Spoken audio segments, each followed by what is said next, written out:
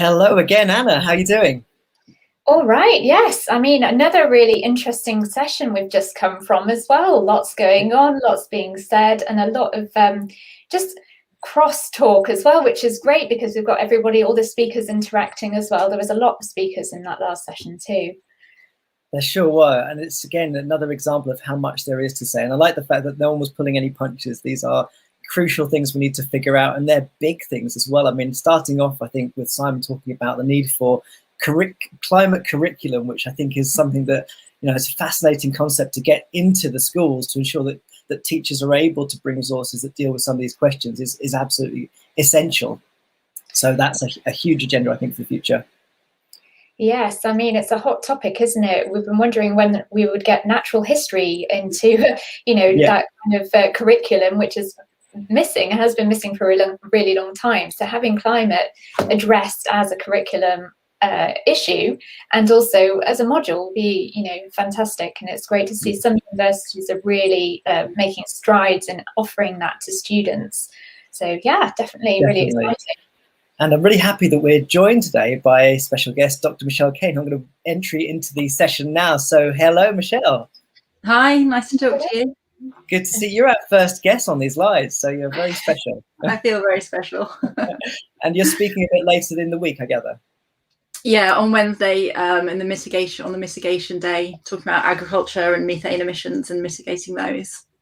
Wow, well, good luck with that. So you've been following the session a bit today. What have you learned so far? Yeah, I have. I've been watching some of it, and it's really nice to hear like the scene setting and just getting really excited about these topics. And one thing that I quite liked the way that Chris Skidmore talked about, he's 40, it was his 40th birthday today, and when will his child be 40 years old in 2050? And just to kind of and thinking back to when his parents were 40, and it just kind of brings it home just how soon it is, and leading into how we have to act now. This decade is really when we need to make this transition, get it really started in order to have any chance of meeting our 2050 goals for net zero. So yeah, I thought that was a really nice anecdote to bring it to life. Yeah, definitely. What about you, Anna? What have you taken from that session so far?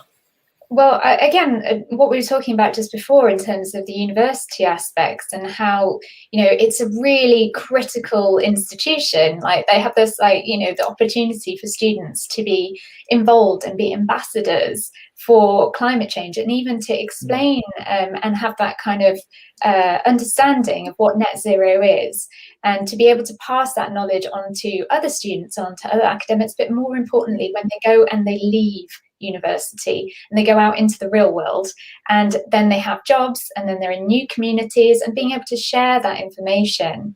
Logistically, it's brilliant when you leave university and go off and do your new job. It's a really exciting time, and I think myself and other students will be really looking forward to that. But actually having that ability to then pass on knowledge and to help other people understand and communicate that science is really key. And for me, I think that Mr. Skidmore, I feel like I can say that because it's his birthday. So he really brought that perspective to that issue this morning. Definitely. And Michelle, I know that you've started recently at Cranfield University, which of course is a fantastic institution for industry partnerships. But I wonder, because obviously Chris talked about the importance of humanities and social sciences. They talked about the social impact. What do you think we need from the curriculum of universities going forward?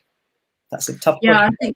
I agree that students now and students coming through the system, they're going to be working on these problems. We have to, it's our people who are coming into the workforce now, the existing workforce plus the ones that are coming through. We're going to have to be implementing all these solutions.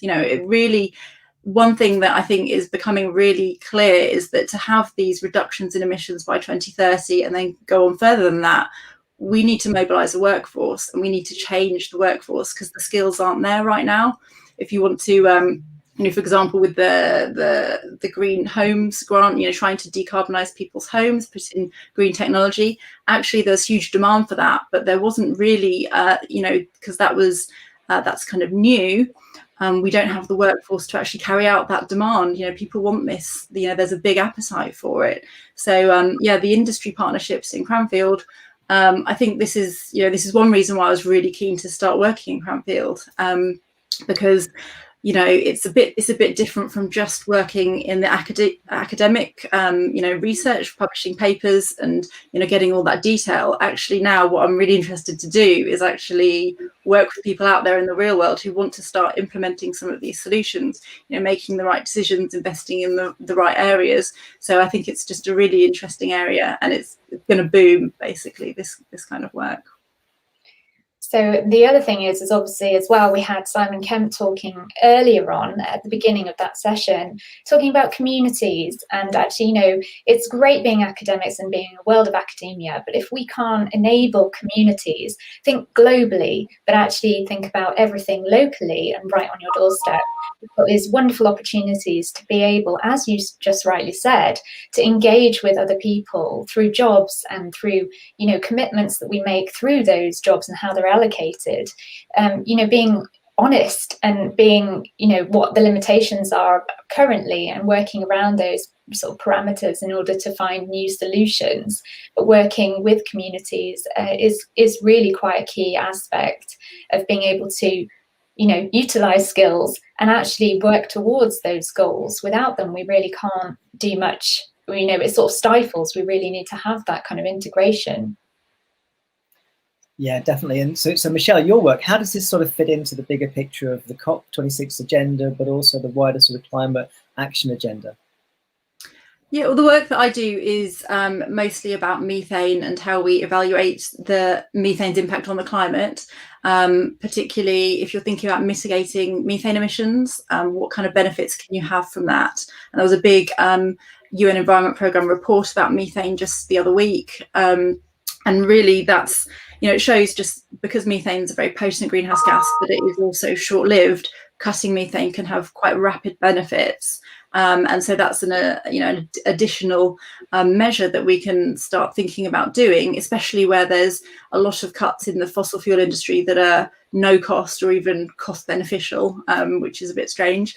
But that's another lever that we have, while, in addition to getting rid of fossil carbon emissions. So, CO2 being the main driver of climate change, but methane is just something else that we can also work on as well. And do you feel that the policymakers are sort of listening? Are they engaging? Is the change happening quickly enough for you? I think people are, coming on to methane, and it is quite well known, but it's a slightly different in terms of the technicalities. It behaves differently in the atmosphere because it's more reactive, so it gets scrubbed out of the atmosphere in about 10 years roughly.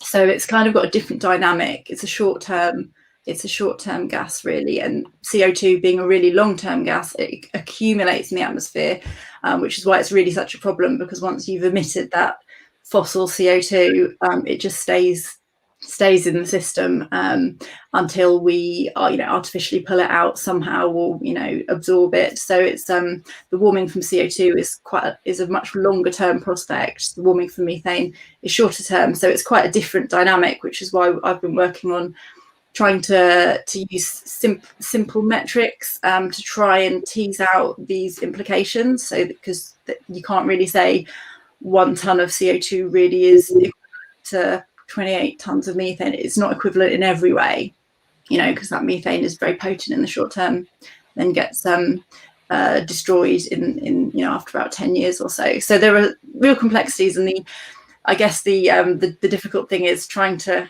bring out what's important without turning everyone doesn't have time to listen to a hours long climate seminars. You have to somehow try and get across the salient points that are useful for the end users. So that is the kind that's really interesting for me in this run up to COP, really, to see whether people are and I think people are, like, different countries are turning onto this, because agriculture and food is seen as one of the areas that we really need to think about, because we need to feed people. You need to bring people out of poverty. A lot of people are not well nourished at the moment, but at the same time we want to reduce emissions from agriculture. And how do you kind of get that balance, and what do you trade things off? So it's a really active conversation at the moment. Yes, I mean the thing is that with methane, it's got to go somewhere, and our oceans can only, you know, absorb a certain amount of CO2 as well, and they've been doing a fantastic job really, and they shouldn't have had to. The problem is that, you know, like you said, you now need to find solutions to be able to manage that methane, and then trying to communicate that in a very accessible way as well, to make others be able to understand that is really key going forwards. It's really interesting what you're doing in terms of the work that you're doing at Cranfield. So, you know, it'll be really interesting to see how that all develops. Definitely. And I think that crossover with SMEs was really powerful coming out of the session we just heard, where we often focus on those big organizations that have big impacts on the environment. But actually, it's the SME response that also needs some focus to understand how those sorts of organizations can actually adjust to this. I see a lot of work happening in this area. I'm sure at Cranfield there's quite a bit going on in that area too. Yeah, we do work like with industrial parks, be they small or large, and there's a huge range. And actually, a lot of the time, the SMEs are more specialised, and they can do a lot of and more cutting edge stuff because they're really focused on their particular area. So actually, yeah, I think the whole ecosystem of different, sized businesses and industrial partners, everyone's got their role to play really. And one with new technologies, often I think it is the smaller companies really can be innovating in terms of partnering with researchers to develop new techniques or applying things in new ways. They can really push things forward. Yeah, so it's a really exciting thing to work on. Yeah, definitely. And that collaboration is so important, I think, as well. That came across really powerfully, that the collaboration across, like you said, Anna, community, but also companies, and how universities can be sort of pivotal figures in that relationship, I think is so important. I know that certainly in my university, we're trying to continuously think about our local community. And I think that message from Simon about think global, act local is still such a powerful message to make sure that we know what's happening on our doorsteps and actually can make changes to those environments. Yeah. So we're out of time. We're now at nearly 12 o'clock. The next sessions are going to begin. We're into some parallel sessions now, which are going to be great. So I think we're back here again for a social live a little bit later in the day, just after the lunch break, or the middle of the lunch break at 1:15. So feel welcome to join us. Good luck with your presentation on Wednesday. Perhaps we'll see you again in the week, Michelle. I think it's at 11 o'clock on Wednesday is your presentation, 11:30. In that session around that time, yeah. Yes. Good luck with that, and thanks so much for joining us. And Thank Anna you. will be back after lunch, or during lunch rather. Exactly. See you guys. For your time. Bye. Bye-bye.